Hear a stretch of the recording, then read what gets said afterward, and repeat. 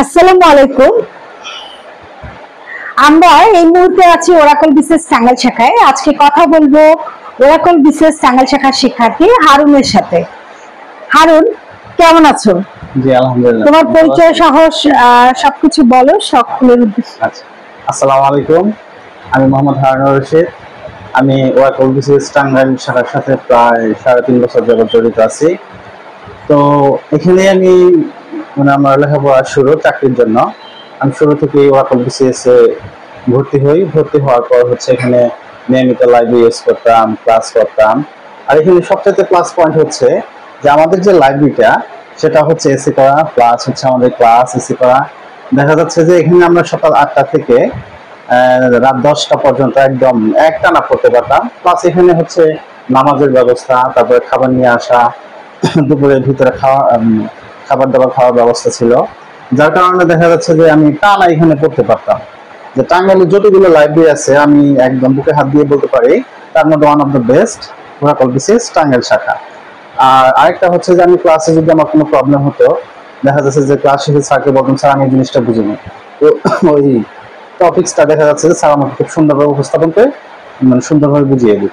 আচ্ছা হারুন, আমি শুনেছি তুমি অনেকগুলো সরকারি চাকরি পেয়েছো এবং অলরেডি দুটোতে জয়েনও করেছো, তাই না? তুমি কি একটু সকলের উদ্দেশ্যে বলবে তুমি কত মানে কি কি চাকরি পেয়েছো? জি ম্যাডাম, অবশ্যই। আমার হচ্ছে এই চতুর্থ চাকরি হচ্ছে প্রাথমিক সহকারী শিক্ষক। চতুর্থ চাকরি প্রাথমিক সহকারী শিক্ষক, যেটা চূড়ান্ত ধাপে, তৃতীয় ধাপে চূড়ান্ত নিয়োগ হয়েছে, এটা তার চতুর্থ চাকরি। তার আগে গভর্নমেন্ট 3টা চাকরি পায় এবং দুটোতে ও সরাসরি জয়েনও করে এবং এখনো একটাতে কর্মরত আছে।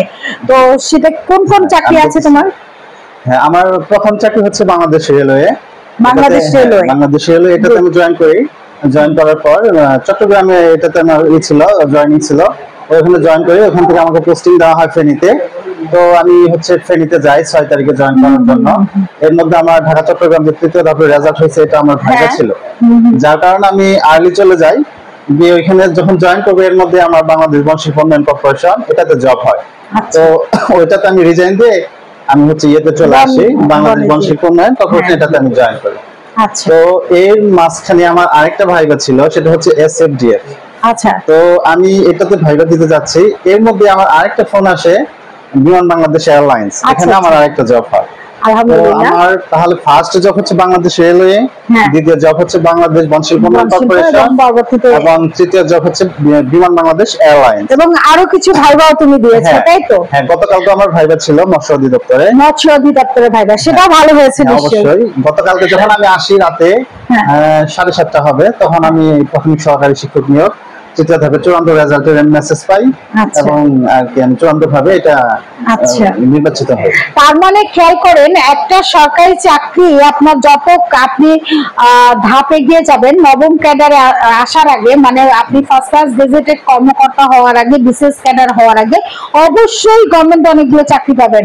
আর প্রাইমারি চাকরিটাও ঠিক অনেকটাই ক্যাডার সার্ভিসের মতোই একটি কঠিন পরীক্ষা হয়। এই পরীক্ষাটা যেহেতু বিগত সময় বুয়েট প্রশ্ন করেছে, পরীক্ষাটা অবশ্যই খুবই স্ট্যান্ডার্ড হয়। সে কারণে আমরা ধরেই নেই যে অনেকগুলো সরকারি চাকরির পর যখন একটা স্টুডেন্টের প্রাইমারি চাকরি হয়ে যায়, তখন সে ক্যাপাবল হয় পরবর্তীতে বিশেষ ক্যাডার জন্য। তো তোমার লক্ষ্য কি? তুমি তো আরো পরীক্ষা দিতে চাও? জি ম্যাম, আমার লক্ষ্য হচ্ছে যে বিসিএস প্লাস হচ্ছে ব্যাংক, এই দুটোই হচ্ছে আমার মূল লক্ষ্য।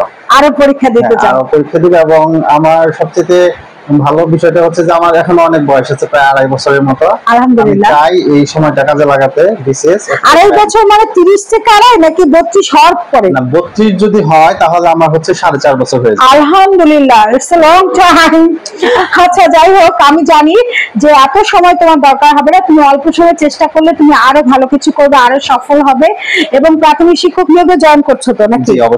অবশ্যই জয়েন করবা।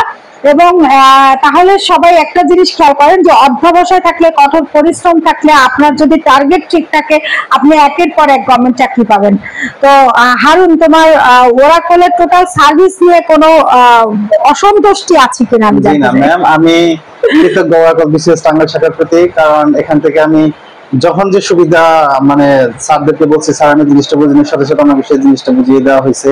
প্লাস হচ্ছে ওরাকলের লাইব্রেরিটা অল টাইম ব্যবহার করতাম, এখানে এসি থাকতো। আমার পড়াশোনায় কোনো সমস্যা হতো না। যখন যে প্রবলেম হতো স্যারদের কাছে সেই জিনিসটা আমি সাথে সাথেই মানে ফোনে বা সরাসরি কথা বলে এই জিনিসটা সলভ পাইতাম।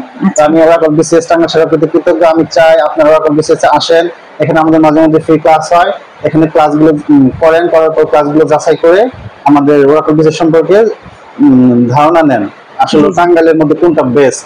আমি মনে করি ওরাকল বিসিএস টাঙ্গাইলের মধ্যে সবচেয়ে one of the best coaching centre. আমি চাই আপনারা এখানে আসেন, নিয়মিত ক্লাস করেন, লাইভ ইউজ করেন। আর যদি আপনারা লেগে থাকেন কন্টিনিউ, আপনাদের অবশ্যই অবশ্যই চাকরি হবে। আর এখান থেকে কেউ খালি হাতে ফিরে নাই। আমার জানার মতে অনেকে হিউজ পরিমাণে স্টুডেন্টের চাকরি হয়েছে। তো আমি চাই আপনারা এখানে আসুন, ক্লাস করুন, লাইভ ভিডিও ব্যবহার করুন। এই বলে আমি আমার বক্তব্য শেষ করছি। ধন্যবাদ হারুন, ধন্যবাদ এতক্ষণ আমাদের সাথে থাকার জন্য। সেই সাথে আপনাদেরকেও ধন্যবাদ আমাদের সাথে থাকার জন্য। জি ম্যাম, আসসালামু আলাইকুম।